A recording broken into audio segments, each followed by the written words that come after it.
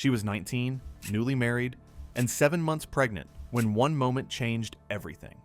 A heated argument, a single shove, and her husband disappeared beyond a 25th floor window. What followed was not just a fall, but a chain of events no one in that room expected. And once the truth began to surface, nothing about this case stayed simple. I touched his bones, all broken and sticking out of his body. Everything was bent backwards. I look at this and I think of all this stuff on Josh. Everything was split open. You could see bones and blood and guts. Josh Hilberling and Amber Fields met in early 2010. It did not take long for their lives to lock together. They started dating almost immediately, and everything moved fast from the start. Josh was 22 years old, born and raised in Oklahoma, and he had enlisted in the United States Air Force. His orders were already set. In just 6 months, he would be stationed in Alaska. Amber was young, in love, and deeply attached to him. The only way she could go with him was through marriage. That condition changed everything.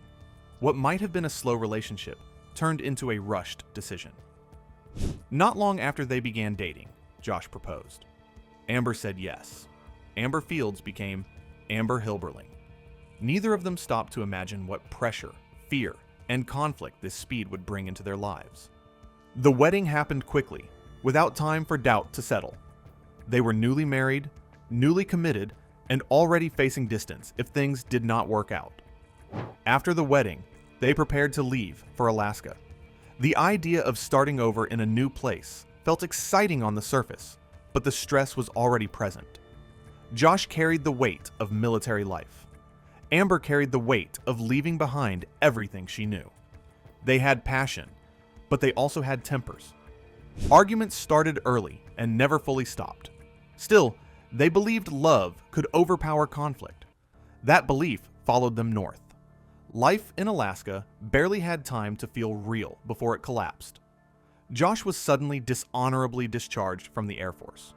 The reason shocked everyone. He was accused of selling illegal drugs and manufacturing them as well. This ended his military career instantly and left him humiliated. The discharge crushed his plans and damaged his sense of identity. For Amber, it added fear and instability. Their marriage, already strained, began to crack further. Money became a problem. Trust became weaker. Their fights grew louder and more intense. Even then, they stayed together. They fought often, but they were still deeply attached and unable to let go. After the discharge, they packed up again. This time they returned to Tulsa, Oklahoma. The move was not just about location. Amber was pregnant. She was expecting a baby boy, due near the end of summer in 2011. They planned to name him Levi. Despite constant arguing and an unhealthy dynamic, both families were excited. The idea of a child brought hope, even while the marriage remained unstable. Josh and Amber moved into the home of Amber's mother, Rhonda Whitlock, and her stepfather, Brian Whitlock. It was meant to be temporary while they prepared for the baby and looked for a place of their own. The living arrangement did not last long. The arguments followed them into Rhonda's house. Tension grew between Josh and the Whitlocks. Once again, drug use accusations surfaced. Rhonda and Brian demanded that Josh leave the house. Amber was allowed to stay, but she chose to go with her husband. That decision would later be seen as a turning point. By leaving her mother's home, Amber cut off a place of safety. The couple needed somewhere to stay, and Rhonda stepped in again, offering her spare apartment in a high-rise building. That is how they ended up at 1722 South Carson Street in Tulsa, Oklahoma. The building was the University Club Tower. They lived in Unit 2509 on the 17th floor. The apartment was meant for guests, not long-term living. It did not have a washer or dryer. The arguing did not stop after the move. If anything, it became worse. Josh was often gone at night. He took Rhonda's car, which the couple was borrowing, and sometimes stayed away for days. Amber was left alone, pregnant, without transportation. Text messages later recovered showed her begging him to come home, to act like a husband and an expectant father. He rarely listened. By early June 2011, the word divorce entered their arguments for the first time in a serious way. On June 11th, everything came to a head. Josh planned to skip Amber's biological father's wedding that weekend. Instead, he was going to a music festival with friends. Amber was furious. She felt abandoned again. When she confronted him, Josh told her he was going to the festival to sell pills because they needed money. That answer pushed her further. She continued packing laundry to take to her grandmother's house, something she did often because of the apartment's limitations. With divorce now openly discussed, Amber began removing Josh's clothes from the basket. Her message was clear. If they were done, she was done doing his laundry. Josh exploded with anger. He grabbed the laundry basket and threw it toward the bedroom window. The glass shattered instantly. The window broke far too easily, something no one realized would matter later. Amber called apartment management. Coincidentally, a window repairman was already in the building fixing another unit. The manager said he would send him over once he finished. Josh told Amber that her mother would pay for the damage. Another argument followed as Amber complained about how angry Rhonda would be. The repairman, Armando Rosales, arrived quickly and began working on the broken bedroom window. While the repairman worked in the bedroom, the argument between Josh and Amber continued. The shouting escalated. The situation turned physical. Their relationship had a history of domestic violence on both sides. Police had been called before. Protective orders had existed for both of them. Josh had even sought help from domestic violence intervention services about a month earlier. He told them he felt abused, but could not leave because Amber was pregnant and he wanted to be part of his child's life. In Alaska, Amber once had to be flown back to Tulsa for surgery after Josh squeezed her breast implant so hard he tried to pop it. Abuse was not one-sided. It was mutual and ongoing. On that day, only Amber survived to tell what happened next. She claimed Josh grabbed her during the argument. Evidence photos later showed a large scratch on the back of her neck, supporting her claim. She said he dug his nails into her shoulders and back. In response, Amber shoved him away from her. That moment changed everything. Josh stumbled backward toward the living room window. He tried to catch himself on the television, but failed. The window gave way. Josh fell straight through the glass. Josh Hilberling, 6'5", 220 pounds, plunged from the 17th floor. He fell down to the 8th floor parking garage below. The sound of shattering glass echoed through the apartment. Neighbors later reported hearing Amber scream, "No, no, no." Armando Rosales ran out of the bedroom after hearing the crash. At first, he thought Josh had jumped. He had heard the argument. Amber was hysterical. She screamed that he fell and that she had to help him. She ran out of the apartment immediately. Amber took the elevator to the ground floor, frantic and panicked. She did not see Josh. Confused, she looked up and realized he had landed on the parking garage. She rushed back to the elevator, this time with the apartment manager, who told her to calm down to avoid causing a scene. When she reached the garage, Josh was already dead. Police and medical teams arrived quickly. They confirmed he had died on impact.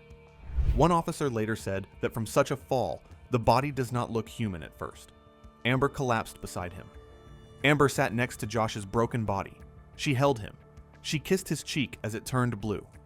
Paramedics could do nothing. She kept asking them to fix him. Her grandmother arrived and stayed with her as police secured the scene. Josh was 23 years old. He had been a high school football player, a graduate of 2007, and a former airman. His military career had ended in shame. His marriage ended in death. Amber was 8 months pregnant at the time. Her statement remained the same. She said he fell. She said she never meant for this to happen. I wish I would have never went to the apartment. I mean, what are the chances? How many times has that happened?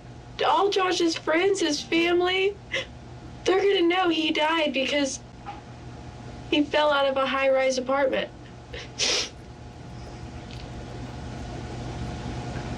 And I just keep watching him fall over and over and over again in my head.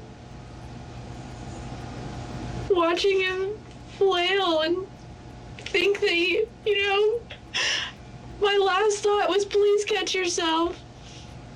And I just want to know what was going through his head, if he knew he was gonna die. If he said a prayer, or if he cursed my name, or if he just thought that he could catch himself too. And then just watching him hit the ground. I just want to go back. Please, I just want to go back and just not push him, just catch him, something.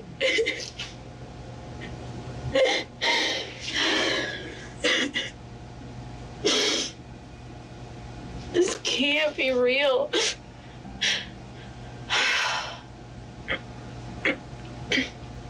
I mean, I still have my whole life ahead of me, and I was supposed to spend it with Josh.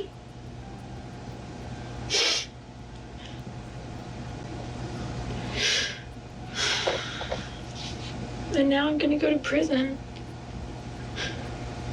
And Josh is dead. My baby's gonna get taken away from me. After Josh's body was covered and taken away, Amber was no longer treated as a grieving wife. Police separated her from family and led her away from the garage. She was 8 months pregnant, shaking, and still repeating that Josh had fallen. Officers told her she was not under arrest and that they only needed to ask routine questions. Amber believed them. She believed this was paperwork, not the start of a case that would take over her entire life. She was driven to the Tulsa County Police Station with her grandmother beside her, still wearing the same clothes from the apartment, still covered in shock and glass dust.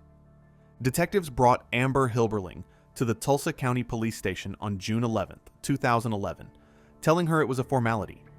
They said they needed to ask standardized questions to understand how an argument in a high-rise apartment ended with a young man dead. At that point, law enforcement said they were still trying to piece together what had happened inside the University Club Tower earlier that afternoon. Amber did not know it yet, but her life was about to change in ways far beyond becoming a widow. At the station, police placed Amber and her grandmother in a small interview room and told them to wait. Officers left the room, saying someone would be with them shortly. What Amber and her grandmother did not realize was that the room was fully recorded, both audio and video, and monitored live by an officer. Every word was being captured. Tulsa police later argued that it was unreasonable for anyone to expect privacy in an interrogation room. Amber's family disagreed, saying there was no visible warning, no blinking light, and no sign indicating recording. The court ultimately sided with police. The recording was ruled legal and admissible.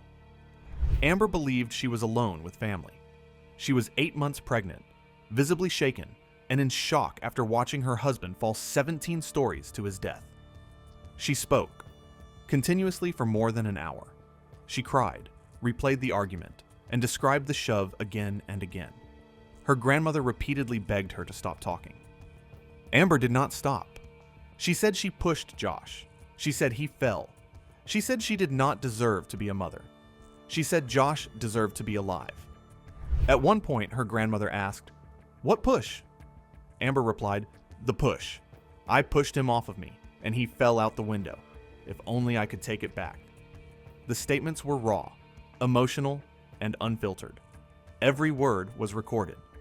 Eventually, Amber refused to answer formal questions without an attorney, saying, "I just don't want this to go really bad." By then, investigators already had what they needed.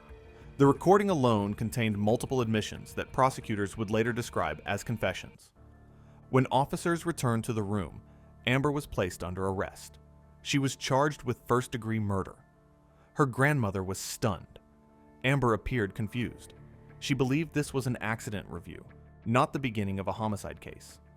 Her mother posted bail the next day, but the damage was irreversible.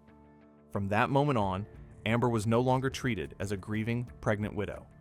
She was now the accused. The case drew intense media attention almost immediately. A young, pregnant woman, a handsome husband, a fatal fall from a 25th floor apartment window. Public opinion formed quickly and split sharply. Originally charged with first-degree murder, Amber was later tried for second-degree murder. The prosecution did not argue that she intended to kill her husband. The defense did not deny that she pushed him. The case hinged on whether that push was lawful self-defense or an unlawful act driven by anger. Prosecutors focused heavily on the interrogation room recording. They argued that Amber's own words showed guilt, not fear. They claimed there was no evidence of an immediate threat that justified force. According to the state, the push was an act of rage. The defense told a different story. Amber's attorney argued that Josh was the aggressor and that Amber was a victim of domestic violence, acting to protect herself and her unborn child. Photographs were introduced, showing scratches and fingerprint bruising on Amber's neck and shoulders. The defense also pointed to the couple's history of volatile incidents and protective orders filed by both sides. Josh's parents sat in court and rejected the self-defense claim. They stated that their son had sought help for abuse shortly before his death. "We taught him to never hit a woman," his mother said, "but we didn't teach him how to leave." As the trial progressed, attention turned to the apartment window. Expert testimony revealed the glass was dangerously thin and failed to meet high-rise safety standards. A window repairman had been in the unit earlier that same day. Window expert Mark Meshulam testified that the glass was not up to code and should not have shattered under normal human force. High-rise buildings, he explained, are subject to stricter safety requirements due to fall risk. The window did not meet those requirements. Amber filed a civil lawsuit against the apartment complex, arguing that without a defective window, the push would not have resulted in death. The court allowed the jury to hear the evidence, but made clear it was not a legal defense. The jury was instructed to focus on Amber's actions, not the building's negligence. The jury deliberated for just 3 hours. Amber Hilberling was found guilty of second-degree murder. Prosecutors had previously offered her a plea deal of 5 years in prison, including time served. Amber rejected it, choosing to take her chances at trial. The jury recommended a sentence of 25 years. The number stood out. 25 years. The 25th floor. A fall that ended 17 stories below on an 8th floor parking garage. Amber was 21 years old when the sentence was handed down. After the verdict, Amber stated publicly that she did not regret turning down the plea deal. She said, "A person who is not guilty is going to take any risk necessary to prove it." She planned to appeal the conviction. She would never get that chance. Amber was sent to Mabel Bassett Correctional Center. She gave birth while incarcerated. Her son Levi was placed in the custody of Josh's parents. Amber saw him through visits and photos. She drew pictures for him. She wrote letters. She talked about him constantly. Other inmates described her as focused on appeal and the future. She appeared on television shows and documentaries, always repeating the same words. She pushed him off her. The window was not supposed to break. She believed the truth would eventually come out. One day before her death, Amber wrote a letter to a Tulsa news station. She agreed to an interview, even though she said media had burned her before. She wrote that using her own voice might be her only chance to change her reality. The letter was calm, clear, and forward-looking. It arrived at the station after she was already dead. To her family, that letter did not sound like a goodbye. It sounded like a plan. In October 2016, Amber was found dead in her cell. Prison officials said she died by hanging using a curling iron cord. She was 25 years old. Her mother received a call that did not explain anything. Later, an officer told her 3 words: "She is dead." News spread quickly. Online reactions were harsh. Some celebrated, others mourned. Amber's family did not accept the ruling without questions. Amber's mother filed a lawsuit against the Oklahoma Department of Corrections. She claimed the prison failed to protect her daughter. The lawsuit alleged broken cameras, poor supervision, missed security checks, and failure to protect Amber from known violent inmates. It also claimed Amber did not consistently receive her prescribed mental health medication. Rumors inside the prison suggested another inmate with a violent past may have been involved. Officials denied it. The case moved slowly through the courts. Levi remained with Josh's parents. He grew up without either parent.